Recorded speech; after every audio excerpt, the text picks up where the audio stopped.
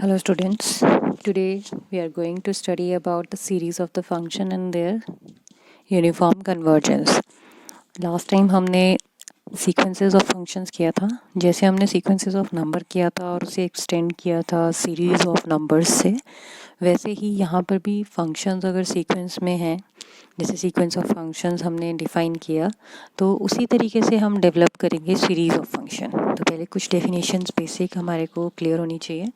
तो let's see series of function क्या होता है. First of all a series of the form u1x u2x u3x so on, जिसको हम समीशन की फॉर्म में लिख सकते हैं n is to 1 to infinity un(x), जहाँ पे u1 u2 u3 and so on are real valued functions. ठीक है, this is very important. Real valued functions defined on a set capital E is called series of the function. जैसे functions की अगर series form हो, अगर वो real valued functions हैं, तो हम उसे सीरीज ऑफ फंक्शंस कहते हैं. ठीक है.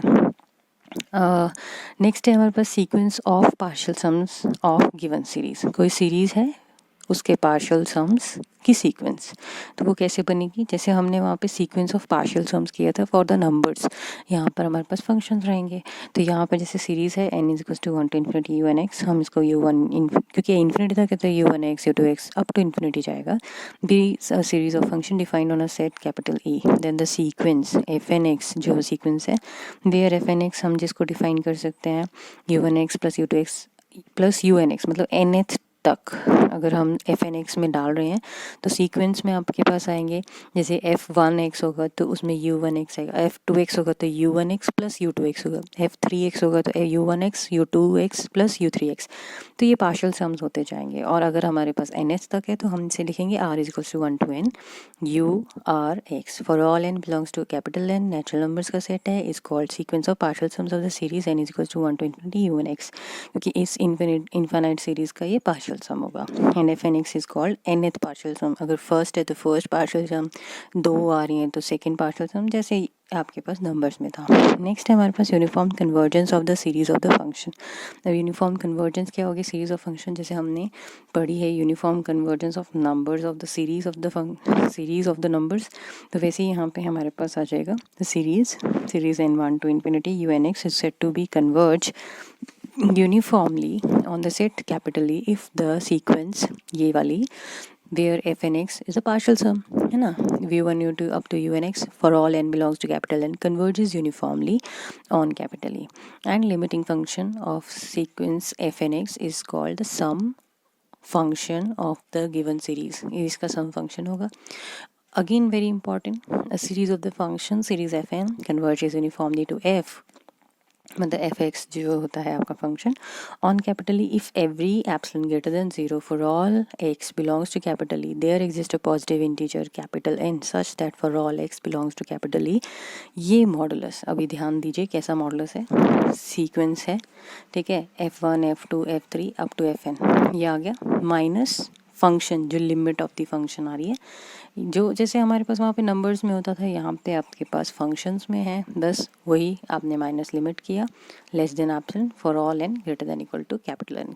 यही मतलब कहने का है कि कोई भी series of the function converge करेगी uniformly to the function f on capital E if for every epsilon greater than 0. हम इस तरीके से डिफाइन कर सकते हैं. ठीक है, फॉर एनी पॉजिटिव इंटीजर, ऐसा एक पॉजिटिव इंटीजर ज़रूर एग्जिस्ट करेगा सच दैट हर x के लिए जो E को बिलोंग करता है ये कंडीशन सेटिस्फाई होती है. ठीक है, अब इसमें वेरी इंपॉर्टेंट क्राइटेरिया जो कि हमें प्रूव करने के लिए इजी रहता है, Cauchy's criteria for uniform convergence of series.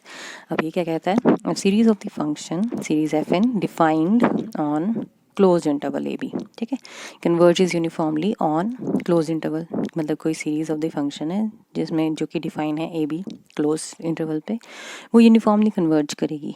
कब, if and only if for every epsilon greater than 0 and for all x belongs to close interval a b there exist a positive integer n. अगर हम ऐसा कुछ show कर सकें, क्या है ये, modulus of fn plus 1 x, जैसे हमने वहाँ पर un प्लस 1 un प्लस 2 इस तरीके से किया था, वैसे ही यहाँ पर भी आपके पास रहेगा fn प्लस 1 f ए प्लस है यहाँ पे. plus fn plus 2x plus so on fn plus px. Modulus is less than epsilon for all n greater than equal to capital N and p greater than equal to 1. ठीक है जी, almost वैसा ही है, बस यहाँ पे functions रहेंगे और वहाँ पे नंबर्स थे.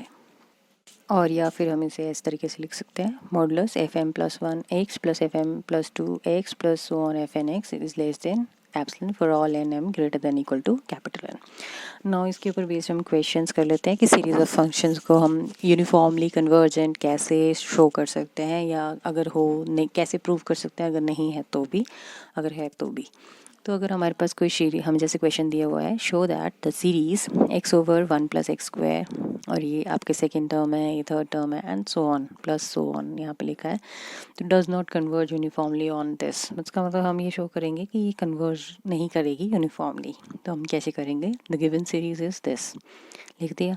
अब हमें nth टर्म, मतलब हमें जनरल टर्म भी लिखनी आनी चाहिए. तो let un(x) be the nth term of the series and sequence fn(x) be a sequence of partial sums of given series. मतलब जो सीरीज फंक्शंस की बनी हुई है उनका fn(x) जो है पार्शियल सम है. ठीक है, sequence of the partial sums जो हमारी बन रही है. तो हमें इसको जनरलाइज वे में भी लिखना आना चाहिए. तो पहले जनरलाइज से पहले हमें पर्टिकुलर जो लिख रहा है, जैसे ये u1 है, उसके बाद ये u2 है, फिर उसके बाद नेक्स्ट है. तो इस तरह जैसे कैसे आएगा, u1x is equal to x over 1 plus x square, u2x is equal to 2 square x 1 plus 2 cube x square, यही है दिया हुआ x ओवर x. ठीक है, इसी तरीके से u3 हमारे पास ये दिया हुआ है और उसको हमने un(x) करना है, क्योंकि हर एक में जैसे ये 3 है 2 है तो उसमें स्क्वायर हो जा रहा है और ये एक लेस हो जा रहा है. तो इसी तरीके से हमारी ये जो फॉर्म है ये AP बन रही है, और ये आपको अब तक आएगी होगी बनानी n square x over 1 plus n cube x square minus n minus 1 x, क्योंकि एक टर्म लेस है, 1 प्लस एन माइनस 1 का cube x square. Adding we get, अब ये सारे के सारे हमने ऐड कर दिए. जैसे वर्टिकली हम इसको ऐड करेंगे तो लेफ्ट साइड हमारी ऐड होगी और राइट साइड इक्वल टू के साथ ऐड होगी. तो हमने सबको ऐड कर दिया. तो हमारी टर्म्स, क्योंकि पार्शियल सम है एन तक का, तो हर एक टर्म ऐड होगी. तो यहाँ पे देखो अब ध्यान से, आप क्या हो रहा है आपके पास, ये जो टर्म है, जैसे ये है, ये वाली टर्म यहाँ कैंसिल हो जाएगी, लेफ्ट टर्म है ये यहाँ कैंसिल हो जाएगी, ये फिर नेक्स्ट कैंसिल हो जाएगी, नेक्स्ट कैंसिल हो जाएगी. तो हमारे पास जो लास्ट बचेगी वो यही बचेगी, एन स्क्वायर एक्स. मतलब ये वाली जो टर्म है वो कैंसिल हो जा रही है, ये यहाँ पे स्क्वायर आएगा. तो n square x 1 plus n cube x square, सिर्फ ये टर्म्स बच रही हैं, सिर्फ ये वाली जो ये वाली है. तो ये fn(x) हो गई हमारे पास. अब हमें क्या है, हमें लिमिट फंक्शन निकालना होता है. तो hence the fx is equal to limit n tends to infinity fn(x) is equal to 0 for all x belongs to close interval 0 1. Now mn, अब हमें पता है कैसे करते हैं हम प्रूव, हम mn टेस्ट लगाते हैं. mn टेस्ट में हम supremum of modulus of partial sum fn(x) minus limit of the function mod, जहाँ पे x बिलोंग किसको करते हैं, सेट 0 to 1 क्लोज इंटरवल. तो सुप्रीमम लेना है हमें इस मॉडुलस का. तो इसका मॉडुलस क्या आएगा, fx तो आपको पता ही है लिमिट. तो यहाँ पे आपके पास fn(x) बन रहा है, तो वो आपके पास है n square x over 1 plus n cube x square for all x belongs to close interval.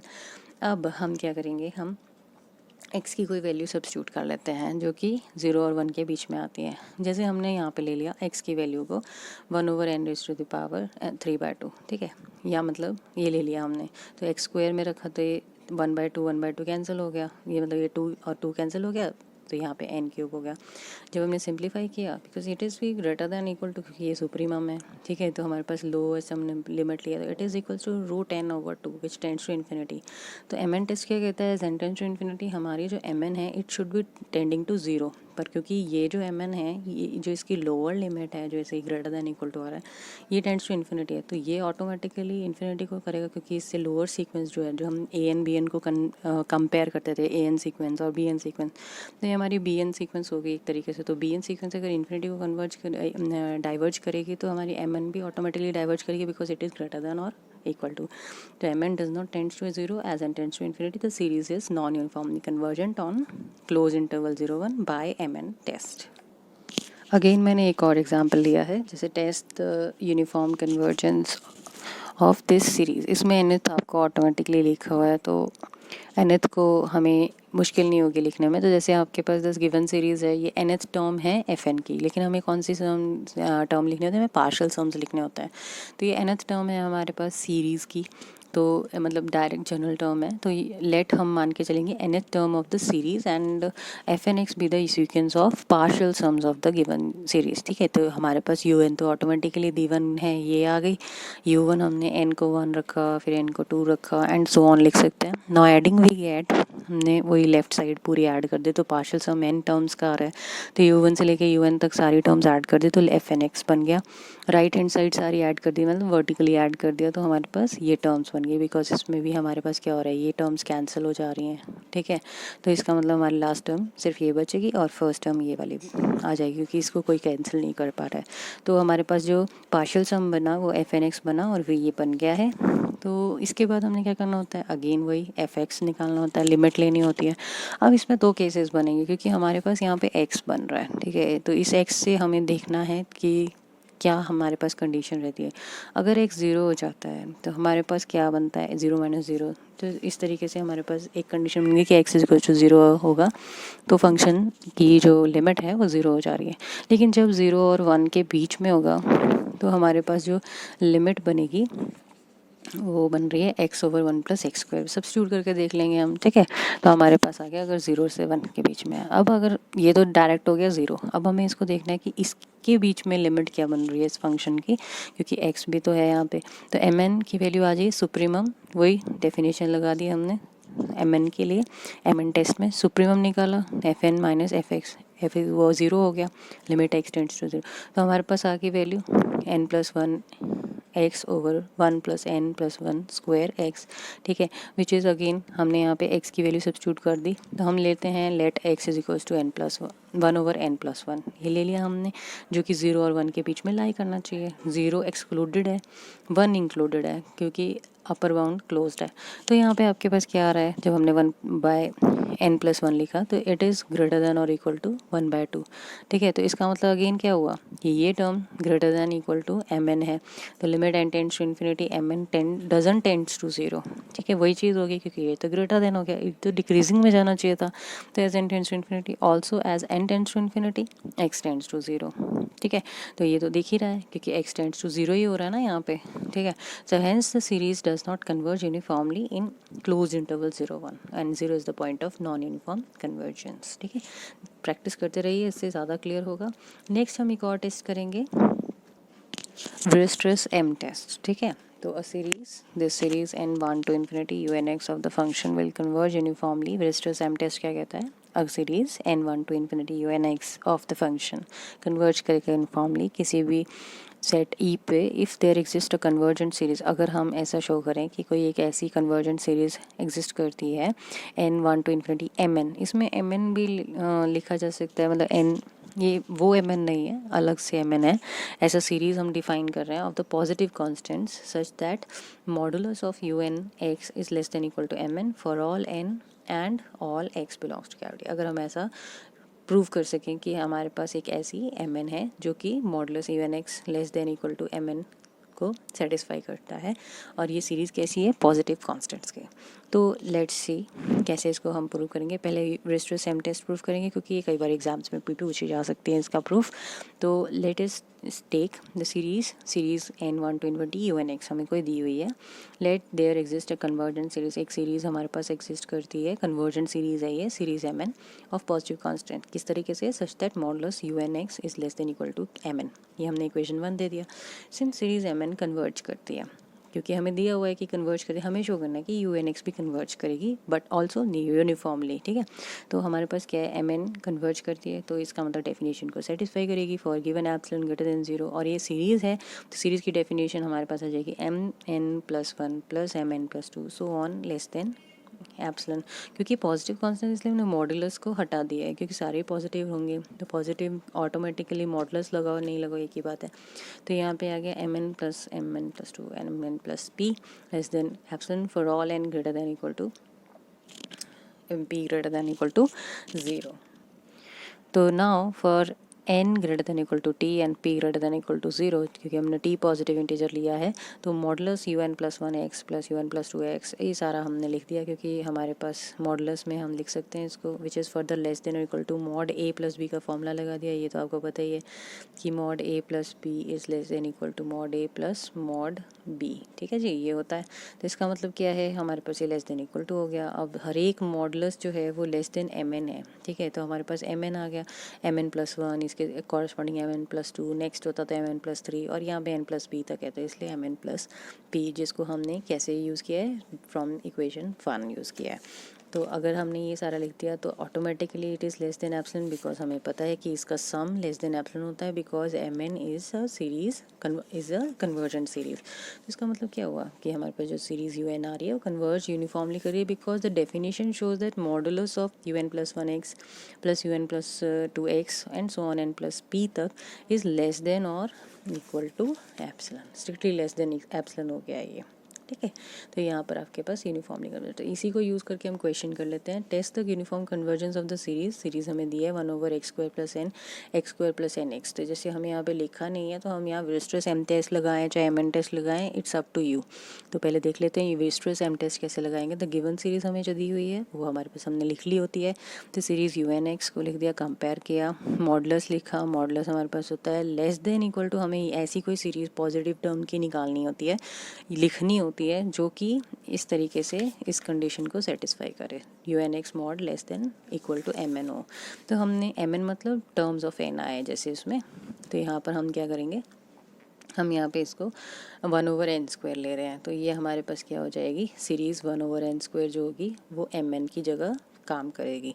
तो हमारे पास क्या होगा, सीरीज़ mn हो गया, लेस देन इक्वल टू हो गया ना ये टर्म 1/n², क्योंकि ऑटोमेटिकली x जो है हमारे पास जो है क्वांटिटी है which is x is equal to mn हम मान के चल रहे हैं, तो mn या प्लस n इंटू जो भी टर्म आपके पास आएगी तो वो लेस देन और इक्वल टू 1/n² ही होगी।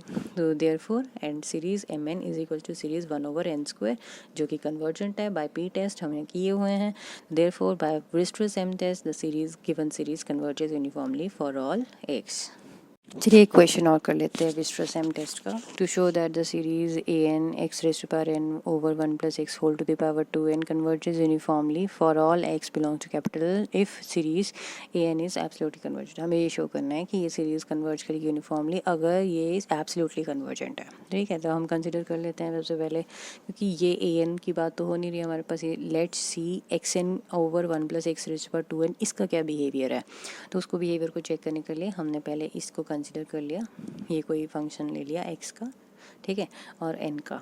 तो यहाँ d/dx हमने डेरिवेटिव निकाल लिया, सिंपल डिफरेंशिएशन है ये आप कर सकते हैं, इसमें क्वोशंट रूल लग रहा है। क्वोशंट रूल के बाद हमारे पास d/dx हमने 0 कर दिया, क्योंकि हमें x की वैल्यूज़ चाहिए, कहाँ पे मैक्सिमा क्या है पे मिनिमा आ रहा है उसकी चेक करने के लिए यहाँ से x की वैल्यूज़ निकाल दी, 0, 1 और -1 आ गई। तो जब आपके पास x लेस देन 1 होता है तो dy/dx इज़ पॉजिटिव। ठीक है, dy/dx की जो टर्म आ रही है जैसे ये वाली हमारे पास टर्म है, तो जब हमारे पास x लेस देन 1 होगा, ये जैसे 1/2 होगा या 1/3 होगा, 1/4 होगा, आप सब्स्टिट्यूट कर लो एक वैल्यू, जैसे n टाइम्स आप कर रहे हो तो 1/2 rays to the power n-1 कर लिया। n belongs to the set of natural number, तो हम यहाँ पे n को 2 ले लेते हैं, तो हमारे पास 1 हो गया, और 1 - 1/2 तो हमने n को लिया है यहाँ पे 2, तो ये हो गया x raise to the power 4, तो x की जगह पे तो हमने लिया है 1/2, तो हमारे पास ये होगी 1/2 की पावर 4, तो it is always less than. ठीक है, तो आपके पास क्या हो रहा है, dy/dx इज़ पॉजिटिव, ये आपके पास dy/dx पॉजिटिव आ रहा है। इसी तरीके से when x is greater than 1, अगर ग्रेटर देन 1 हो रहा है तो आप यहाँ से कोई 3 वैल्यू ले लो, 5 ले लो, 6 ले लो, तो dy/dx डिक्रीजिंग में जा रहा है, तो ये आपके पास नेगेटिव आ गई वैल्यू। जब आप कैलकुलेट करोगे तो ये आपके पास पॉजिटिव वैल्यू होगा और ये नेगेटिव वैल्यू देगा। तो क्योंकि ये इस तरीके से शो कर रहा है तो इसका मतलब क्या है, वो चेंजेस हो रहे हैं साइन के, तो x is equals to 1 exact x is equals to 1 पे क्या वैल्यू होगी, it changes sign from positive to negative. तो ठीक है, आपके पास सैडल पॉइंट हो गया। तो therefore x is to the power n over 1 plus x is to the power 2n is maximum at x is equals to 1, क्योंकि ऐसे करके डिक्रीजिंग बन रहा है तो ये आपके पास इस तरीके से आ रहा है। तो क्योंकि जब आपके पास x लेस देन 1 होता है तो ये पॉजिटिव डायरेक्शन है और उसके बाद नेगेटिव। तो इसका मतलब क्या है, its maximum value is 1/2 which is less than 1। क्यों कैसे आई, 1 लिख दी यहाँ पे, 1 रख दी तो 1/2 बनेगा ये। तो आपके पास क्या आ रहा है, it is 1/2 which is less than 1। तो modulus of u N x is equal to ये वैल्यू आ गई which is less than mod a n, because series 1/an ये जो है इट इज़ कन्वर्जेंट, ये हमें दिया हुआ है क्योंकि ये लेस देन हो गया ना मॉड, क्योंकि ये जो टर्म है ये आपके पास टर्म बन गई है ये, ठीक है, ये आपके पास लेस देन 1 आ रही है तो इसका मतलब ये less than mod a N है। क्योंकि ये कैसे लिख सकते हैं हम, क्योंकि ये लेस देन 1 है तो ये 1 मल्टीप्लाई जो हो रहा है इसके साथ ये लेस देन हो गया, तो मॉडलेस ए एन से लेस देन है ये टर्म, तो इसलिए, और हमें दिया हुआ है कि मॉड ए एन क्या है, कन्वर्जेंट है। तो हमें पता चल गया by a n series is less than b n जैसे होती थी, तो बी एन अगर कन्वर्जेंट है तो ए एन भी कन्वर्जेंट होती थी। इसीलिए बाय वेस्टरस टेस्ट हम कह सकते हैं the series is convergent for all x belongs to capital R. ये हमने कंपैरिजन टेस्ट से भी इसको यूज़ किया है। और मॉडुलस ए एन तो हमें दिया ही हुआ है कि अगर ये एब्सोल्युटली कन्वर्जेंट है तो ये यूनिफॉर्मली कन्वर्जेंट होगा, ये हमने शो करना है। तो हमारे पास ये एब्सोल्युटली कन्वर्जेंट आ रहा है, इसलिए बाय कंपैरिजन टेस्ट हम कह सकते हैं कि ये भी आपके पास कन्वर्जेंट होगा और ब्रिस्टर-सेम टेस्ट शो कर देगा, ठीक है, क्योंकि आपके पास ये जो टर्म है ये एन टर्म्स में आ रही है और ये एम एन हम इसको लिख सकते हैं, ठीक है। तो जैसे हमने प्रूव किया था। और ये भी आपके पास नेक्स्ट क्वेश्चन है, शो दैट द सीरीज़, ये आप आराम से कर सकते हैं, एन टर्म आपको पता होनी चाहिए और उसके बाद आप करेंगे। जैसे यहाँ पे लिखी हुई है टर्म, तो हम इसको अगर कैसे प्रूव कर सकते हैं, सबसे पहले हमने इसको यू एन की फॉर्म में लिखेंगे। यू एन मतलब जनरल टर्म लिखनी आनी चाहिए, ई एच पार्ट -2nx/2n² -1। ये तो इजी है, अगर आपको एन टर्म लिखनी है अब तक तो आई गई होगी। तो मॉडुलस यू एन एक्स आ गया is equal to modulus e⁻²nx/4nx। अभी देख सकते हैं ना 2 4 6 हो रहा है, ये 2 4 6 हो रहा है, तो इनका जो डिफरेंस है वो ए, जैसे अगर हम लेते हैं तो ए आपके पास क्या टर्म बन रही है, उसके बाद से हमारे पास क्या आ रहा है, 2n आ रहा है ना, तो यहाँ पे आ गया। इसी तरीके से हमने यहाँ पे लिख दिया e⁻²nx/4n² -1। अब ये पूरी टर्म जो है वो लेस देन 1/n² होगी, बिकॉज ये आपके पास डिनोमिनेटर आ रहा है for all n greater than equal to 0 and series 1/n² is converges because of the P test. By Weierstrass M test हम कह सकते हैं, क्योंकि हमारे पास एक मॉडुलस यू एन एक्स है, it is less than sum M N, ठीक है। तो therefore Weierstrass M test the series is uniformly convergent for all n greater than equal to 0। Questions करते रहिए।